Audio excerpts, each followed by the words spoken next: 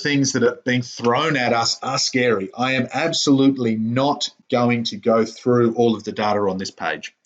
This is going to evolve into a regular, probably weekly video conversation where these are the key metrics that I am watching in the world, in the economy right now.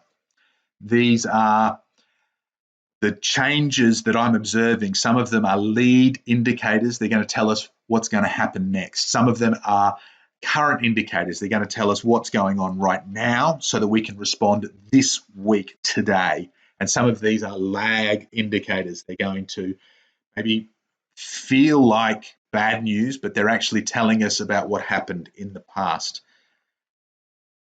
Feel free, as I say, to shoot through questions at any point in time. The 4 indicators that I've got: coronavirus, obviously driving things, COVID-19. What are the stock markets doing? Where are unemployment rates? And where is GDP growth? What are the official measurements? And that's a lag indicator, but something that is going to determine whether we have an official technical recession or not. Either way, it's going to hurt.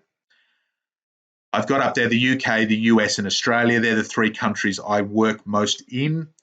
By all means, if you want to see your country included in these moving forward, do please just let me know.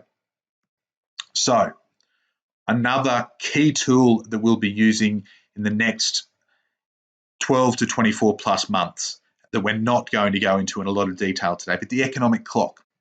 This isn't my tool, but this became my Bible during the global financial crisis, the Great Recession.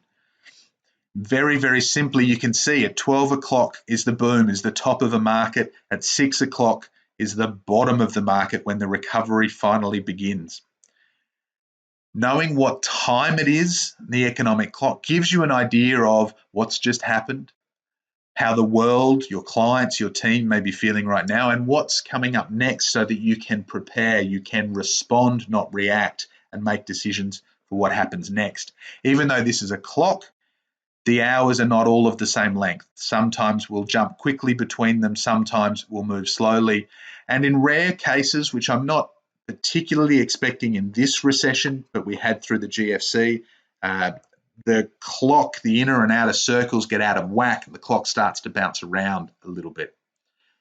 Let's simplify this for today. In future weeks, we're going to talk about how we're not going through a black swan event and why this recession is different. But very, very simply, how do we simplify that economic clock? Going to break it into 4 phases. Down, when the markets, the economy go down. Now, generally, the stock markets are a lead indicator of the economy. They normally give us about 6 months' notice of what's going to happen. So when I was sitting there in the men's room of the Swissôtel in 2007 watching the stock markets decline, that preceded the actual decline in the economy, which kind of makes sense. People are buying, particularly investors, speculators, traders.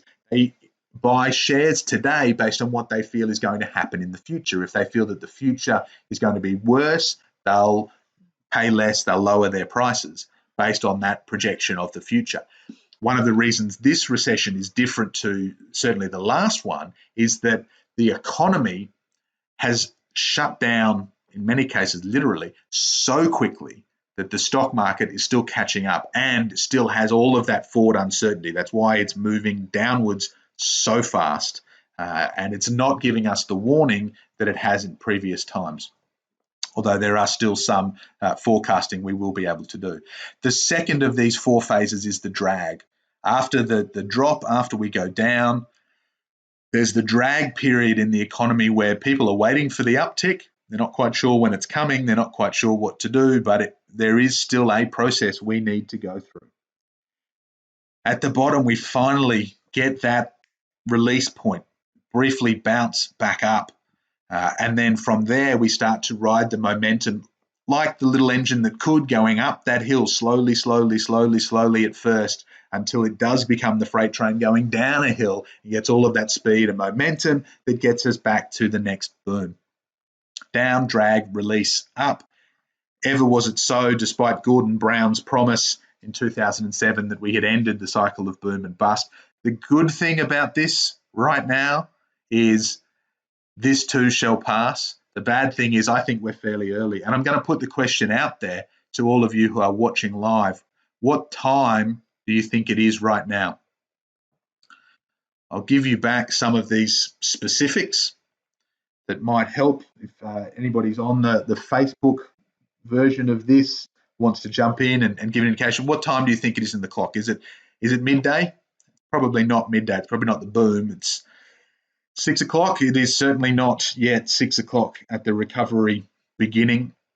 And there's a couple of sensing some hesitation, and I think there's some reasons for that. If we have a look at the outer ring, some of the economic fundamentals, 1 o'clock, 2 o'clock, 3 o'clock. Well, 2 o'clock falling share prices, I think we can acknowledge that that has absolutely happened.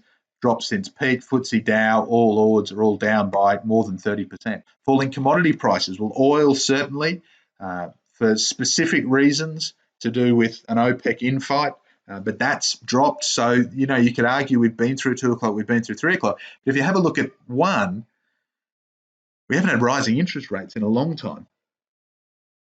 And that's one of the ways that this recession is going to be different, going to be challenging. It's the last bullet that many governments have in their armory, and to be honest, they've already fired it and continue to fire it this week. 2 p.m. is the best guess that we've got so far in the Facebook group. Yeah, for me, I feel we're not even there yet. I'm kind of feeling like we're about 1:30. We're in a slump. Share prices have started falling, but I think they've got a long way to go. And we haven't yet had those corporate failures. The airlines are a frontline thing that are panicking. Certainly many small and medium businesses in hospitality and leisure are failing or are struggling. But I think there is a lot worse to come. So if I had to pick something, I'd hedge my bets and say we're probably about 1:30, which means we're still in that down phase and there is probably more down to come. What does that matter? How can you respond as a small to medium business owner? Well, let's flip that language. 4 phases. Your response, your focus in each of these 4 phases shifts. Right now, we are in the respond phase. We respond to what is going on in our market, our team, our business. We plan for the wider changes as we start to come up for air. Once we get through the immediate response, we get the planning ready for the release point. When the release point comes, we will execute and then we will profit. And that's why I say this is going to be a regular, potentially a weekly update conversation that we're going to be having, not normally this long, going through, because there's a lot of this cycle left to go for all of us. So make sure you are a member of Don't Waste a Good Recession, you tell your friends. So right now, whether we're 1:30, 2 p.m., we are absolutely definitely in the respond phase. And so the rest of this conversation this morning is going to be dedicated to, okay, well, how do we respond?